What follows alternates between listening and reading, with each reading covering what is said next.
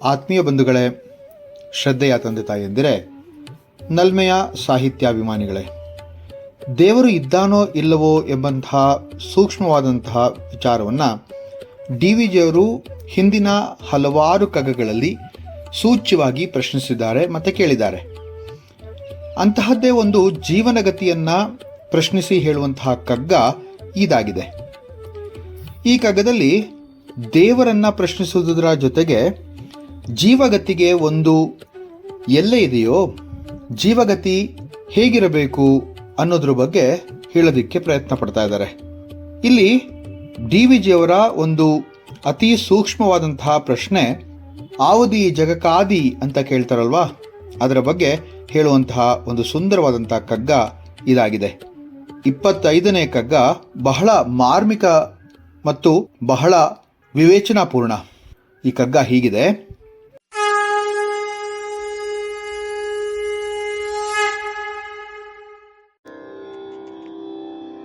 ಜೀವಗತಿಗೊಂದು ರೇಖಾಲೇಖವಿರಬೇಕು,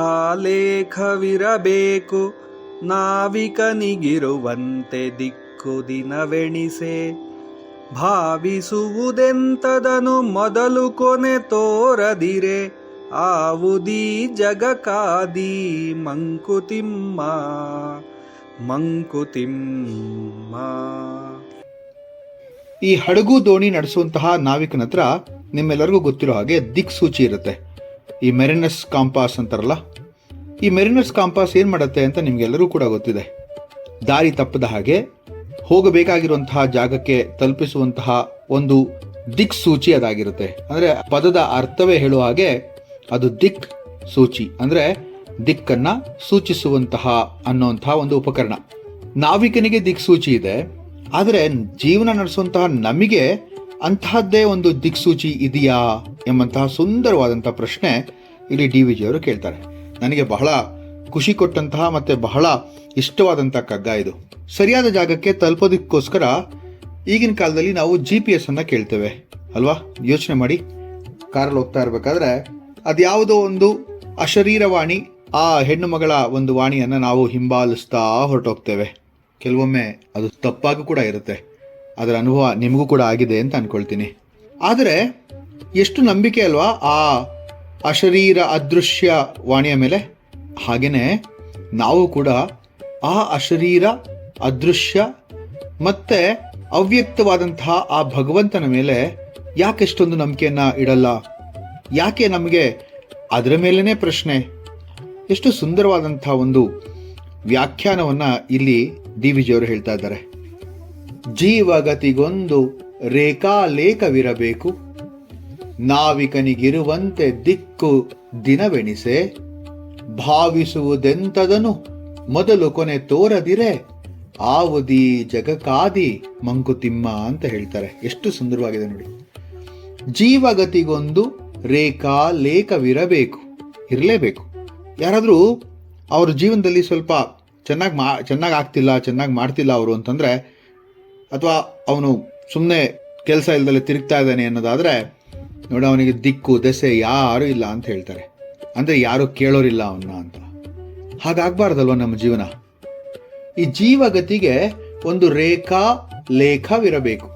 ಅಂದರೆ ಈ ರೇಖಾಲೇಖ ಅಂತಂದರೆ ನಿಮಗೆ ಗೊತ್ತಿರೋ ಥರ ಚಾರ್ಟ್, ಅದೊಂದು ಮ್ಯಾಪ್ ಅನ್ನೋ ಥರ ನಕ್ಷೆ, ಅಕ್ಷಾಂಶಗಳನ್ನು ರೇಖಾಂಶಗಳನ್ನು ಗುರುತಿಸುತ್ತಿರುವಂತಹ ಒಂದು ಪಟ, ಒಂದು ಮ್ಯಾಪ್ ಅಂತೀವಲ್ಲ ನಾವು, ನಕ್ಷೆ.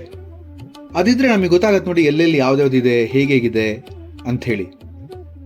ನಾವಿಕನಿಗಿರುವಂತೆ ದಿಕ್ಕು ದಿನವೆಣಿಸೆ. ಈ ದೋಣಿಯನ್ನು ನಡೆಸ್ತಾನಲ್ಲ ನಾವಿಕ, ಅವನ ಹತ್ರ ಒಂದು ದಿನವೆಣಿಸೆ ಇದೆ, ಅಂದರೆ ದಿಕ್ಸೂಚಿ ಇದೆ. ಅಪಾರವಾದಂತಹ ಕಡಲ ಒಂದು ಜಲರಾಶಿಯಲ್ಲಿ ಯಾವಾಗ ಯಾರು ಬೇಕಾದರೂ ಕಳೆದು ಹೋಗ್ಬೋದು. ಆದರೆ ನೋಡಿ ಎಷ್ಟು ಸುಂದರವಾಗಿ ಸಮುದ್ರಗಳನ್ನೇ ದಾಟಿ ಸರಿಯಾಗಿ ತಲುಪಬೇಕಾದಂಥ ಜಾಗಕ್ಕೆ ತಲುಪ್ತಾವಲ್ವಾ ಆ ಹಡಗುಗಳು, ಆ ದೋಣಿಗಳು. ಹೇಗೆ ಅದೆಲ್ಲ ಅಂತಂದರೆ ಆ ಒಂದು ದಿಕ್ಸೂಚಿಯಿಂದಲೇ. ಆ ಥರ ದಿಕ್ಸೂಚಿ ನಮ್ಮ ಜೀವನಕ್ಕೆ ಇದೆಯಾ ಅಂತ ಇಲ್ಲಿ ಒಂದು ಪ್ರಶ್ನೆ. ಆ ಪ್ರಶ್ನೆಗೆ ಉತ್ತರ ಇದೆ ಅಂತಲೇ ಹೇಳಬೇಕು. ಯಾಕೆಂದರೆ ಅವ್ಯಕ್ತವಾಗಿರುವಂತಹ ಭಗವಂತ, ಆ ಭಗವಂತನೇ ನಾವಿಕ ಮತ್ತು ಆ ಭಗವಂತನೇ ದಿಕ್ಸೂಚಿ.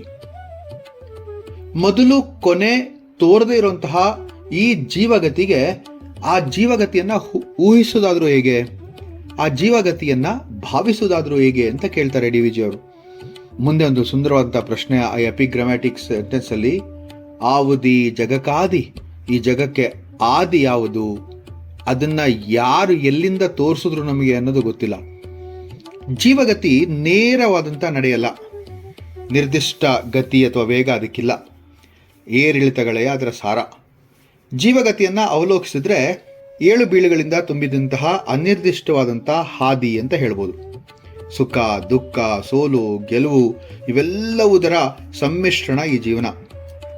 ಅನಿರ್ದಿಷ್ಟವಾದಂತಹ ದಾರಿಯನ್ನ ತೋರಿಸಿ ಸರಿ ಮಾರ್ಗವನ್ನ ಹೇಳ್ಕೊಟ್ಟು ತೋರಿಸಿ ನಡೆಸುವಂತಹ ನಾವಿಕನೊಬ್ಬ ಇರಬೇಕಲ್ವಾ. ನಮ್ಮೆಲ್ಲರ ಜೀವನವನ್ನ ನಡೆಸಿಕೊಂಡು ಹೋಗ್ತಿರುವಂತಹ ಆ ಅವ್ಯಕ್ತವಾದಂತಹ ಶಕ್ತಿ ಯಾವುದು ಅಂತ ಯೋಚನೆ ಮಾಡಿ. ಇಲ್ಲಿ ವಿಧ ವಿಧವಾದಂತಹ ಜೀವರಾಶಿ. ಒಬ್ಬ ಬಡವ ಆದರೆ ಒಬ್ಬ ಧನಿಕ, ಒಬ್ಬ ರೋಗಿ ಆದರೆ ಇನ್ನೊಬ್ಬ ನಿರೋಗಿ, ಒಬ್ಬ ಸುಖಿ ಆದರೆ ಒಬ್ಬ ದುಃಖಿ, ಒಬ್ಬ ಅಲ್ಪಾಯುಷಿ ಆದರೆ ಒಬ್ಬ ದೀರ್ಘಾಯುಷಿ, ಒಬ್ಬ ಸುಂದರನಾಗಿದ್ರೆ ಒಬ್ಬ ಕುರೂಪಿ, ಒಬ್ಬ ಎತ್ತರದವನಾದ್ರೆ ಇನ್ನೊಬ್ಬ ಕುಳ್ಳ. ನೋಡಿ, ಈ ತರಹದ ಜೀವರಾಶಿಗಳು ಒಂದಿದ್ದಾಗೆ ಇನ್ನೊಂದಿಲ್ಲ. ಈ ಎಲ್ಲಾ ತರನಾದಂತಹ ಭಿನ್ನತೆಯಿಂದ ಹೊಂದಿರುವಂತಹ ಈ ಜಗತ್ತು, ಈ ಜಗತ್ತನ್ನ ನಡೆಸುತ್ತಾ ಇರುವಂತಹ ಒಂದು ಅಪರಿಮಿತ ಶಕ್ತಿ ಯಾವುದು ಅಂತ ಕೇಳ್ತಾರೆ ಇಲ್ಲಿ.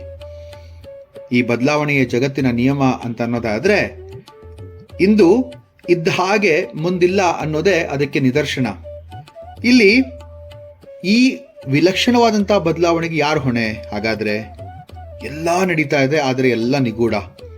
ಈ ನಿಗೂಢ ರಹಸ್ಯವನ್ನ ಭೇದಿಸೋದು ಅಥವಾ ಈ ಬಿಡಿಸೋದಕ್ಕೆ ಅನಾದಿ ಕಾಲದಿಂದಲೂ ಕೂಡ ಸುಮಾರಷ್ಟು ಜನ ಪ್ರಯತ್ನ ಪಡ್ತಾನೆ ಇದ್ದಾರೆ. ಇಂದಿಗೂ ಕೂಡ ಅವರಿಂದ ಸಾಧ್ಯವಾಗಿಲ್ಲ. ವಿಜ್ಞಾನ, ತತ್ವಜ್ಞಾನ, ಪುರಾಣ, ಐತಿಹ್ಯ ಎಲ್ಲವೂ ಕೂಡ ಹೆಕ್ಕಿ ತೆಗೆದು ನೋಡಿದ್ರು ಕೂಡ ನಿಮಗೆ ಸರಿಯಾದಂತಹ ಉತ್ತರ ಇದರಲ್ಲಿ ಸಿಗಲ್ಲ. ಹೀಗೆ ಕೊನೆ ಮೊದಲು ಅರಿಯದಂತಹ ಈ ಜೀವನಗತಿಯನ್ನ ಊಹಿಸೋದಾದ್ರೂ ಹೇಗೆ ಅಂತ ಕೇಳ್ತಾರೆ ಡಿ ವಿ ಜಿ ಅವರು. ಈ ಜಗತ್ತಿನ ಅನಿರ್ದಿಷ್ಟತೆಯನ್ನ ಕುರಿತು ಹೆಚ್ಚು ಹೆಚ್ಚು ನೀವು ಕೆದಕ್ತಾ ಹೋದಷ್ಟು ಒಂದು ಫೀನಿಕ್ಸ್ ಪಕ್ಷಿಯಂತೆ ಹೊಸ ಹೊಸ ಆಯಾಮಗಳ ಜೊತೆಗೆ ಅದು ನಮ್ಮ ಮುಂದೆ ಬಂದು ನಿಂತ್ಕೊಂಡ್ಬಿಡುತ್ತೆ ಅಥವಾ ಗೋಚರವಾಗತ್ತೆ. ಇಂತಹದ್ರಲ್ಲಿ ಆ ಜೀವಗತಿಯ ಆದಿ ಹೇಗೆ, ಆದಿ ಏನು ಅಂತ ಕೇಳ್ತಾರೆ. ಅಂದ್ರೆ ಮೊದಲು ಯಾವುದು ಅಂತ. ಜಗತ್ತಿನ ಮೂಲ ಭಗವಂತ ಅನ್ನೋದಕ್ಕೆ ನಮ್ಮಲ್ಲಿ ಸಾಕ್ಷಿಗಳಿಲ್ದಿದ್ರು ಕೂಡ ಸಾಕ್ಷಾತ್ ಭಗವಂತನೇ ಶ್ರೀಕೃಷ್ಣನಾಗಿ ಬಂದು ಹೇಳಿದಂತಹ ಭಗವದ್ಗೀತೆಯಲ್ಲಿ ಒಂದು ನಿದರ್ಶನ ಇದೆ. 10ನೇ ಅಧ್ಯಾಯ ವಿಭೂತಿ ಯೋಗದಲ್ಲಿ ಇದರ ಒಂದು ಸುಂದರವಾದಂತಹ ಶ್ಲೋಕ ಬರುತ್ತೆ. 8ನೇ ಶ್ಲೋಕ ಅದು. ಅಹಂ ಸರ್ವಸ್ಯ ಪ್ರಭೋ ಮತಃ ಸರ್ವಂ ಪ್ರವರ್ತತೆ ಇತಿ ಮತ್ವಾ ಭಜಂತೆ ಮಾಂ ಬುಧಾ ಭವ ಸಮನ್ವಿತಾಹ ಅಂತ ಹೇಳುವಂತಹ ಒಂದು ಸುಂದರವಾದಂತಹ ಶ್ಲೋಕ. ಇದರ ಅರ್ಥ, ಎಲ್ಲಾ ಆಧ್ಯಾತ್ಮಿಕ ಮತ್ತು ಭೌತಿಕ ಜಗತ್ತುಗಳ ಮೂಲ ನಾನೇ, ಎಲ್ಲವೂ ನನ್ನಿಂದ ಹೊರಸೂಸುತ್ತದೆ. ಇದನ್ನ ಸಂಪೂರ್ಣವಾಗಿ ತಿಳಿದಂತಹ ಪಂಡಿತರು, ವಿದ್ವಾಂಸರು, ಜ್ಞಾನಿಗಳು ನನ್ನ ಭಕ್ತಿ ಸೇವೆಯಲ್ಲಿ ನಿರತರಾಗ್ತಾರೆ. ಅಂತಹ ಜನ ನನ್ನನ್ನು ನೋಡಿ ಅವರ ಹೃದಯ ತುಂಬಿ ನನ್ನನ್ನು ಪೂಜಿಸ್ತಾರೆ. ಕೃಷ್ಣ ಹೇಳುವಂತಹ ಸುಂದರವಾದಂತಹ ಮಾತು ಇದಾಗಿದೆ. ಯಾನಿ ಕಾನಿಚ ಪಾಪಾನಿ ಜನ್ಮಾಂತರ ಕೃತಾನಿ ಚ ತಾನಿ ತಾನಿ ವಿನಶ್ಯಂತೆ ಪ್ರದಕ್ಷಿಣ ಪದೇ ಪದೇ ಪಾಪೋಹಂ ಪಾಪಕರ್ಮಾಣಾಂ ಪಾಪಾತ್ಮ ಪಾಪ ಸಂಭವ ತ್ರಾಹಿಮಾಂ ಕೃಪಯಾ ದೇವ ಶರಣಾಗತ ವತ್ಸಲ ಅನ್ಯತಾ ಶರಣಂ ನಾಸ್ತಿ ತ್ವಮೇವ ಶರಣಂ ಮಮ ತಸ್ಮಾತ್ ಕಾರಣ್ಯ ಭಾವೇನ ರಕ್ಷ ರಕ್ಷೋ ಜನಾರ್ದನ. ಎಂಥ ಅದ್ಭುತವಾದಂತಹ ಒಂದು ಶ್ಲೋಕ ಇದು. ಯಾರು ನಮ್ಮ ರಕ್ಷಣೆಗೆ ಬರಲ್ಲ, ಆದ್ರಿಂದ ಬೇರೆ ಯಾರು ನಮ್ಮನ್ನ ಕಾಪಾಡೋದಿಲ್ಲ. ಅನ್ಯತಾ ಶರಣಂ ನಾಸ್ತಿ, ಯಾರು ನಮ್ಮನ್ನ ಕಾಪಾಡೋದಿಲ್ಲ. ನೀನೇ ತ್ವಮೇವ ಶರಣಂ ಮಮ, ನೀನೊಬ್ಬನೇ ನನಗೆ ಅಂತ ಹೇಳುವಂತಹ ಮಾತು. ಈ ಜೀವಗತಿಗೊಂದು ರೇಖಾಲೇಖವಿರಬೇಕು, ನಾವಿಕನಿಗಿರುವಂತೆ ದಿಕ್ಕು ದಿನವೆನಿಸೆ.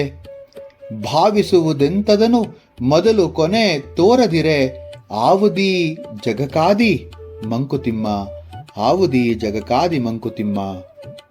ಮುಂದಿನ ಕಗ್ಗದೊಂದಿಗೆ ಮತ್ತೆ ಭೇಟಿಯಾಗ್ತೇನೆ. ನಮಸ್ಕಾರ.